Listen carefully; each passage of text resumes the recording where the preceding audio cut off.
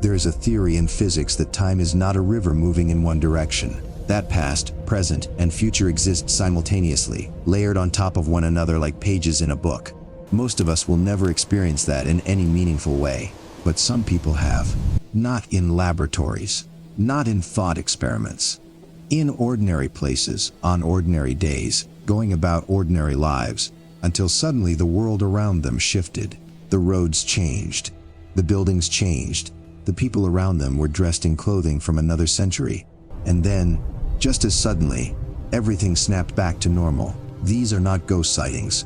The people involved did not see something transparent moving through a wall. They stepped into somewhere else. Somewhere that operated by different rules. Somewhere that, for a brief and inexplicable window, was completely real. Today we are looking at 3 of the most documented time slip cases ever recorded, and all 3 of them happened in Britain. Let us begin in the English countryside, where 2 men went looking for a country house and found something that should not have been there. Rougham is a small village in Suffolk, England.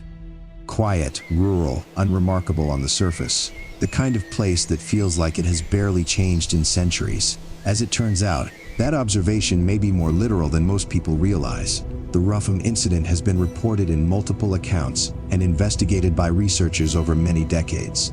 The core of the case involves witnesses, on separate occasions, with no connection to one another, encountering the same thing: a large Georgian manor house standing in the fields near Rougham, surrounded by trees that framed it like a painting. The house appeared solid, real, permanent, the kind of structure that would appear on every map and in every local record, except it does not exist. The first recorded account involves a man walking through the area in the early 20th century. He noticed the house clearly, noted its Georgian architecture, its proportions, the avenue of trees leading to it. He assumed it was a local estate he simply had not seen before. He thought nothing more of it until he attempted to find it again and discovered that the location where it had stood was an open field. No house, no foundation, no record of a house ever having been built there. He returned to the area repeatedly. On some visits, the house appeared. On others, it did not. There was no pattern he could identify. No weather condition, no time of day, no direction of approach that reliably produced the same result. The house existed on its own terms, not his. What makes Rougham exceptional is that a second witness, a woman with no knowledge of the first man's experience, reported the same house in the same location years later. She described it in matching detail: the Georgian facade, the trees, the grounds. She too attempted to find it again after her initial sighting. She too found nothing but field. 2 witnesses, no connection, the same building, the same location, the same impossibility. Researchers who have looked into the Rougham case have speculated about what the house might have been, whether it was a structure that once existed on that land and somehow left an imprint, a replay looping independently of the present. Others have suggested something more unsettling, that the witnesses were not seeing the past at all, that they were seeing a place that exists in a different layer of time entirely, one that occasionally becomes visible to people in ours. No one has ever found the house. No records confirm a Georgian manor standing at that location. The field remains a field. From Suffolk, we travel west, across England and into Wales, to one of the most historically saturated locations in Britain. Pembroke Castle sits in Pembrokeshire in southwest Wales. It is one of the most impressive medieval fortifications in the entire country, a castle with walls that have stood for nearly 1,000 years, that witnessed the Wars of the Roses, that served as the birthplace of Henry Tudor, the man who would become Henry VII and found the dynasty that shaped the modern world. If any place in Britain carries the weight of layered time, it is Pembroke. The time slip reports at Pembroke Castle span multiple visitors over multiple years. The accounts follow a pattern that is consistent enough to be striking. Visitors to the castle, tourists, people on guided tours, people exploring independently, have reported moments where the environment around them seemed to change, not dramatically, not like a film effect, gradually, and then suddenly. In several accounts, visitors have described walking through sections of the castle and becoming aware that the sounds around them had shifted. The ambient noise of other tourists, of wind, of the modern world, gone, replaced by sounds that had no source in the present. Movement, voices speaking in languages or accents that felt old, the sensation that the space they were standing in was occupied by people they could not see. Some accounts go further. Visitors have reported seeing figures in sections of the castle, not the translucent, filmy apparitions of traditional ghost lore, but solid-looking people in period clothing, moving with purpose, going about what appeared to be ordinary tasks, and then gone. Not fading, simply no longer there between one moment and the next. One of the most frequently reported locations within the castle for this type of experience is near the older sections of the fortification, areas that predate even the medieval expansions, sections that sit closest to the original Norman construction. The age of the stone seems relevant to witnesses.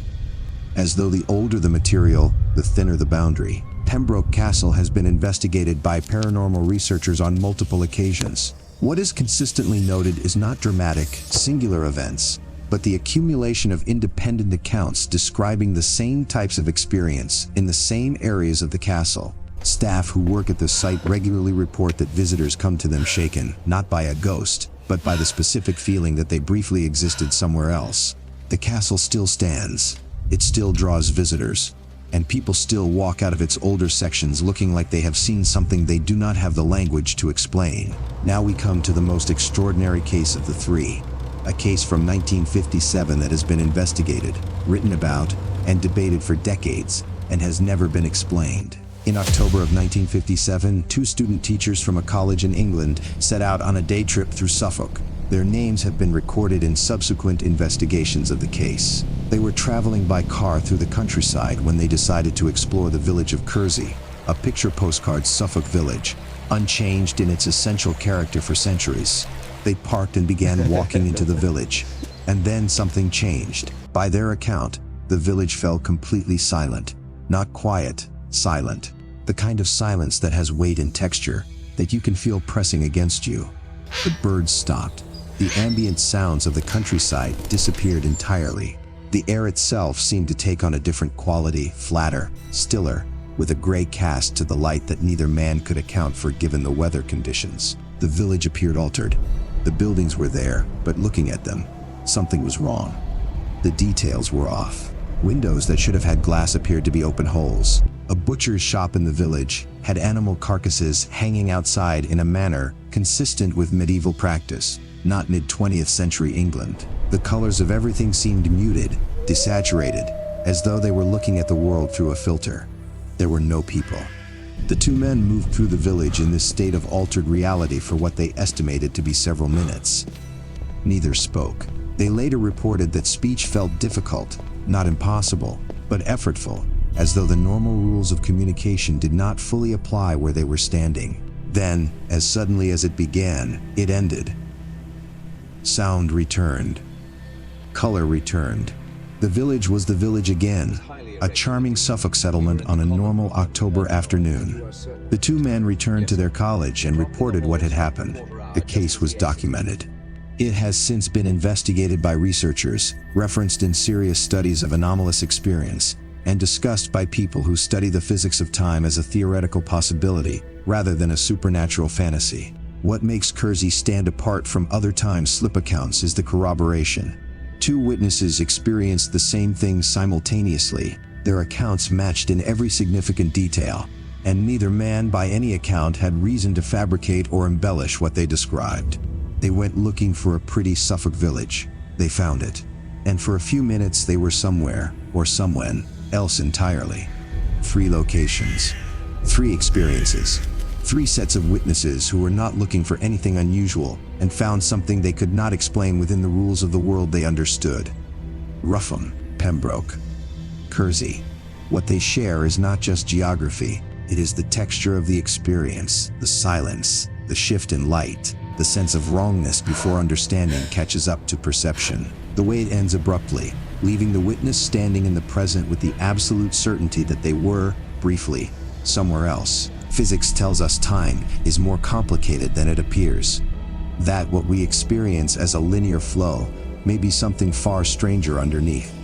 Maybe some places know that already.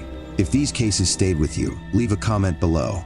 And if you want more documented incidents, accounts that sit outside easy explanation, subscribe. There are more of these than most people realize. Stay curious.